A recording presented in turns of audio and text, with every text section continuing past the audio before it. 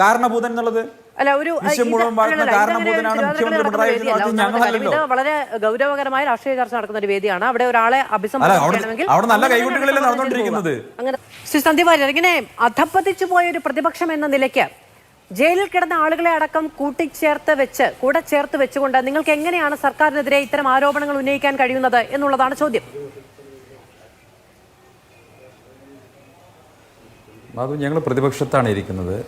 ഞങ്ങളുടെ ഭാഗത്ത് നിന്ന് ഏതെങ്കിലും ആളുകൾ തെറ്റ് ചെയ്തിട്ടുണ്ടെങ്കിൽ അത് സംബന്ധിച്ച് നടപടിയെടുക്കാൻ കഴിയുന്നത് ഭരണപക്ഷത്തുള്ള ആളുകൾക്കാണ്. പക്ഷേ നിലവിൽ ഞങ്ങൾക്കെതിരെ ഉന്നയിക്കപ്പെട്ട പല ആക്ഷേപങ്ങളും രാഷ്ട്രീയ പ്രേരിതമാണെന്ന ഉറച്ച ബോധ്യം ഞങ്ങൾക്കുണ്ട്. അതുകൊണ്ട് തന്നെ ആ ചർച്ചയിലേക്ക് കടന്നിട്ട് ഗോപന് ആവശ്യമുള്ളത്ര അല്ലെങ്കിൽ ഗോപന് ഈ ചർച്ചയുടെ സമയം കളയാൻ വേണ്ടി അദ്ദേഹം പറഞ്ഞിട്ടുള്ള കാര്യങ്ങളിലേക്ക് ഞാൻ വഴിതിരിച്ചുവിടാൻ വേണ്ടി ഉദ്ദേശിക്കുന്നില്ല. ഇവിടെ പ്രശ്നമെന്ന് പറയുന്നത് ശബരിമലയിൽ സ്വർണം കവർന്നു എന്നുള്ളതാണ്. ഇപ്പോഴും അവർ അത് സംബന്ധിച്ചിട്ടുള്ള കൃത്യമായിട്ടുള്ളൊരു അഭിപ്രായം പറയുന്നില്ല. അവർക്കത് സംബന്ധിച്ച് കൃത്യമായിട്ടുള്ള ധാരണയില്ല. അതല്ലെങ്കിൽ ഏത് ഡിഫൻസ് സ്വീകരിക്കണമെന്ന് സംബന്ധിച്ച് ക്ലാരിറ്റി ഗോപൻ്റെ വാക്കുകളില്ല എന്നുള്ളതാണ് വസ്തുത.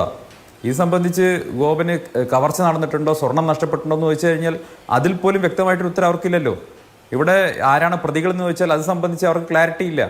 അവരെ സംബന്ധിച്ചോളം ആകെ CPM നേതൃത്വം എങ്ങനെയെങ്കിലും പാർട്ടിയുടെ ഭാഗം ഇതിൽ നിന്ന് രക്ഷിക്കണം എന്ന ഉദ്ദേശത്തോടുകൂടി മാത്രം ചർച്ചയ്ക്ക് വന്നിരിക്കുകയാണ്. ഇനി ഏതൊക്കെ ആളുകൾ അറസ്റ്റ് ചെയ്യപ്പെടുമെന്ന് സംബന്ധിച്ചോ എങ്ങോട്ടൊക്കെ അന്വേഷണം പോകുന്ന സംബന്ധിച്ചോ അവർക്ക് ധാരണയില്ലല്ലോ. അപ്പോൾ തീർച്ചയായിട്ടും ഇത് CPM നേതൃത്വത്തിന് ഇക്കാര്യത്തിൽ ബന്ധമുണ്ടെന്ന് തെളിയിക്കുന്ന അറസ്റ്റുകൾ നടന്നു കഴിഞ്ഞു. ഇനി അവർക്ക് മറ്റൊരു ഡിഫൻസ് സ്വീകരിക്കാൻ സാധ്യമല്ല. ഇവിടെ CPMന്റെ മുൻ MLAയും CPMന്റെ സമുന്നതനായിട്ടുള്ള നേതാവും ദേവസ്വം ബോർഡിന്റെ പ്രസിഡന്റുമായിരുന്ന ഇയാൾ അറസ്റ്റ് ചെയ്യപ്പെട്ടിട്ട് എങ്ങനെയാണ് CPM എന്ന് പറയുന്ന പാർട്ടിക്കും ഈ സർക്കാരിനും അതിലെ ദേവസ്വം മന്ത്രിമാർക്കും ഇതൊന്ന് കൈകഴുകാൻ സാധിക്കുക? വളരെ കൃത്യമായിട്ടുള്ള കാര്യമല്ല ഈ സംസ്ഥാനത്തെ പ്രതിപക്ഷം ചോദിച്ചത്. അത് പ്രതിപക്ഷത്തിൻ്റെ ഉത്തരവാദിത്തമല്ലേ? ഞങ്ങൾ ചോദിക്കുന്ന സമയത്ത് പ്രതിപക്ഷം ആ കേസിന് പോയല്ലോ ഈ കേസിന് പോയല്ലോ എന്ന് പറയേണ്ട കാര്യം. അങ്ങനെയാണെങ്കിൽ ഞങ്ങൾക്ക് ഒരുപാട് കേസുകളുടെ കാര്യം പറയാനുണ്ടല്ലോ. നിങ്ങൾ ഇപ്പോൾ BJPയുടെ സഹായത്തോടു കൂടി നിങ്ങൾ പല കേസുകളിൽ നിന്നും രക്ഷപ്പെടാൻ വേണ്ടി ശ്രമിക്കുന്നുണ്ടെങ്കിൽ പോലും ഇപ്പോൾ സ്വർണ്ണക്കടത്ത് കേസിൻ്റെ കാര്യം അദ്ദേഹം പറഞ്ഞു. മുഖ്യമന്ത്രിയുടെ പ്രിൻസിപ്പൽ സെക്രട്ടറി ജയിലിൽ പോയ കേസാണ്, ലൈഫ് മിഷൻ കേസ്. ഒരുപാട് കേസുകളുടെ കാര്യം പറയാനുണ്ട്. സ്പ്രിംഗ്ലർ കോടതിയെടുത്ത് നിങ്ങളുടെ നിലപാടുകളെ, നിങ്ങൾ ഇവിടുത്തെ ഹെൽത്ത് ഡാറ്റ എടുത്ത് അമേരിക്കൻ കമ്പനിക്ക് കൊടുക്കാൻ തുടങ്ങിയപ്പോൾ സ്വീകരിച്ച നിലപാടെന്തായിരുന്നു? കോടതി സ്വീകരിച്ച നിലപാടെന്തായിരുന്നു? ഇനി SNC ലാവ്ലിംഗ് കേസിൽ പിണറായി വിജയനെ എത്ര കാലമായി BJP സഹായിച്ചുകൊണ്ടിരിക്കുന്നു? ഈ വിഷയത്തിലേക്കൊന്നും കടക്കേണ്ടെന്ന് ആഗ്രഹിച്ചുകൊണ്ടാണ്. ഇവിടെ സ്വർണ്ണക്കടത്ത് കേസിൽ സ്വർണം നഷ്ടപ്പെട്ടു, ശബരിമലയിലെ അയ്യപ്പ വിശ്വാസികളുടെ വിശ്വാസം വ്രണപ്പെട്ടു. സ്വാഭാവികമായിട്ടും പ്രതിപക്ഷം എന്നുള്ള നിലയ്ക്ക് അക്കാര്യത്തിൽ ആ വിഷയങ്ങൾ ഉന്നയിക്കാൻ ഞങ്ങൾക്ക് അവകാശമില്ലേ? ഇവിടെ കടകംപള്ളി സുരേന്ദ്രനിലേക്ക് എന്തുകൊണ്ടാണ് സംശയം നീളുന്നത് ഞാൻ നേരത്തെ വ്യക്തമായിട്ട് പറഞ്ഞു. കടകംപള്ളി സുരേന്ദ്രൻ ഈ വിഷയത്തിൽ ആദ്യഘട്ടം മുതൽക്ക് ഇതിൽ ആരോപണ വിധേയരായ അല്ലെങ്കിൽ പ്രതി ചേർക്കപ്പെട്ടവരെ ന്യായീകരിച്ചയാളാണ്. ഭയന്നിരിക്കുകയാണ് അദ്ദേഹം. അദ്ദേഹത്തിന്റെ ബോഡി ലാംഗ്വേജ് കണ്ടാൽ ഇന്ന് പത്രക്കാരോട് കടകംപള്ളി പെരുമാറിയത് കണ്ടാൽ അറിഞ്ഞുകൂടെ അദ്ദേഹത്തിന് എന്തോ ഭയമുണ്ടെന്ന്? മടിയിൽ കനമുള്ളത് കൊണ്ടല്ലേ അദ്ദേഹം വഴിയിൽ ഭയക്കുന്നത്? അദ്ദേഹത്തിന് മറുപടി പറയാൻ സാധിക്കുന്നില്ലല്ലോ. ഇവിടെ ഉണ്ണീർഷം പോറ്റിയെക്കുറിച്ചും വാസുവിനെക്കുറിച്ചും ഒക്കെ നല്ല സർട്ടിഫിക്കറ്റ് എന്തിനാണ് അദ്ദേഹം കൊടുത്തത്?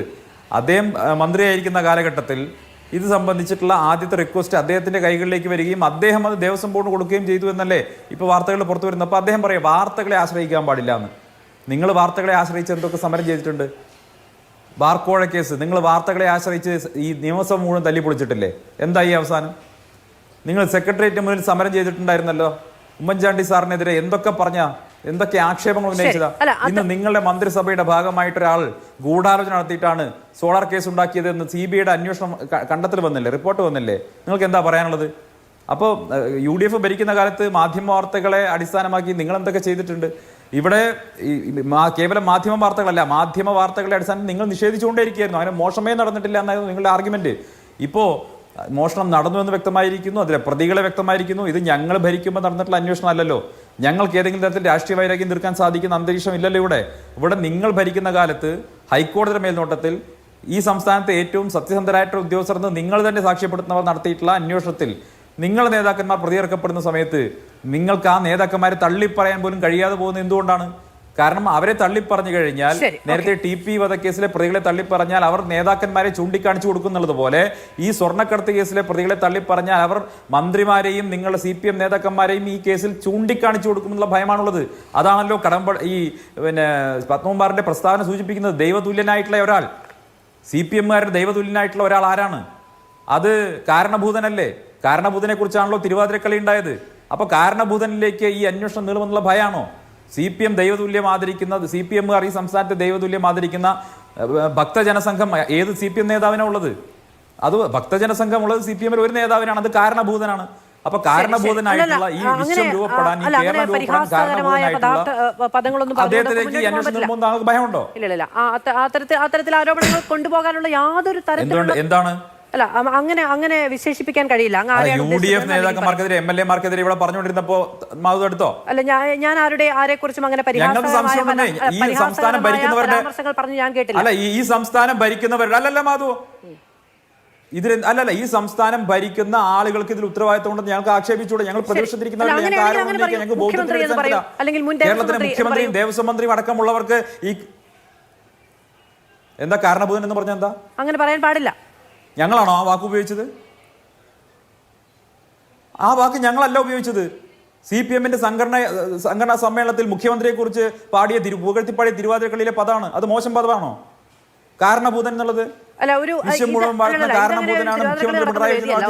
ഇത് വളരെ ഗൗരവകരമായ രാഷ്ട്രീയ ചർച്ച നടക്കുന്ന ഒരു വേദിയാണ്. അവിടെ ഒരാളെ അഭിസംബോധന അങ്ങനെ തന്നെ അഭിസംബോധന ചെയ്തു പോകുക. ശരി, ശ്രീ ജയപത്മർബി, കാരണഭൂതൻ ഇരട്ടച്ചെങ്ക എന്നുള്ളത് അൺപാർലമെന്ററി ആണോ? അത് ഉത്തരവാദിത്തപ്പെട്ട ഒരു രാഷ്ട്രീയ പാർട്ടിയുടെ പ്രതിനിധിക്ക് ഒരു ചർച്ചയിൽ ഉന്നയിക്കാൻ കഴിയുന്നതാണ് എന്ന് അങ്ങേക്ക് ബോധ്യമുണ്ടെങ്കിൽ അങ്ങ് ഉപയോഗിക്കുക. അതിന്റെ രാഷ്ട്രീയ മറുപടി മറ്റുള്ളവർ പറയുന്നത് കേൾക്കുക. എനിക്കതിൽ പറഞ്ഞത് എന്നാണ് ഈ ചർച്ച. നല്ല മലയാളം അയച്ചു തരാം. അല്ലല്ല, എനിക്ക് ഭാഷാ പഠനത്തിനുള്ള സാധ്യത തേടുകയല്ല ഞാൻ ചെയ്തത്. ഒരു ചർച്ചയിൽ ഗൗരവകരമായി ബഹുമാനപൂർവ്വം അങ്ങോട്ടും ഇങ്ങോട്ടും അഭിസംബോധന ചെയ്യണം എന്ന് പറഞ്ഞു പോകാനുള്ള ഉത്തരവാദിത്വം എനിക്കുള്ളത് കൊണ്ട് ഞാൻ പറഞ്ഞു. അങ്ങ് പിൻവലിക്കുന്നില്ലെങ്കിൽ പിൻവലിക്കേണ്ട. അത് കാര്യങ്ങളല്ലേ പറയുന്നത്. ശരി, എനിക്കത് തിരുത്തി പോകാനുള്ള ഉത്തരവാദിത്വം ഉണ്ടെന്നേ. അങ്ങനെ ഒരു കാരണഭൂതൻ എന്ന മുഖ്യമന്ത്രിയെ വിശേഷിപ്പിക്കുമ്പോൾ അത് അങ്ങനെ പാടില്ല എന്ന് പറയാനുള്ള ഉത്തരവാദിത്വം എനിക്കുണ്ടെന്ന് ഞാൻ വിചാരിക്കുന്നു. അത് പിൻവലിക്കേണ്ടതില്ല എന്ന് അങ്ങ് വിചാരിക്കുന്നുണ്ടെങ്കിൽ അങ്ങയുടെ രാഷ്ട്രീയ പാർട്ടി ശരി, ഞാൻ അങ്ങനെ വിചാരിക്കുന്നു. കാരണഭൂതൻ എന്ന് മാതൃഭൂമിയുടെ എത്രയോ കാർട്ടൂണുകളിൽ മുഖ്യമന്ത്രിയെ കാരണഭൂതൻ എന്ന് വിളിച്ചിരിക്കുന്നു. നാളെ ഗോപീഷ്ണോട് നിങ്ങൾ പറയോ മാതൃഭൂമിയിൽ അങ്ങനെ കാർട്ടൂൺ വരരുതെന്ന് പറയോ? അല്ല, കാരണഭൂതൻ എന്നൊരു വാക്ക് കാർട്ടൂണുകൾ ഉപയോഗിച്ചിട്ടുണ്ട്. അത് വാർത്തയല്ല, ഇത് വാർത്തയാണ്. അത് കാർട്ടൂണാണ്, ഇത് വാർത്തയാണ്. ഒന്ന് അല്ല ചർച്ചയ്ക്കിടയിൽ അത് ഉപയോഗിക്കാൻ പറ്റുമോ എന്ന് അല്ല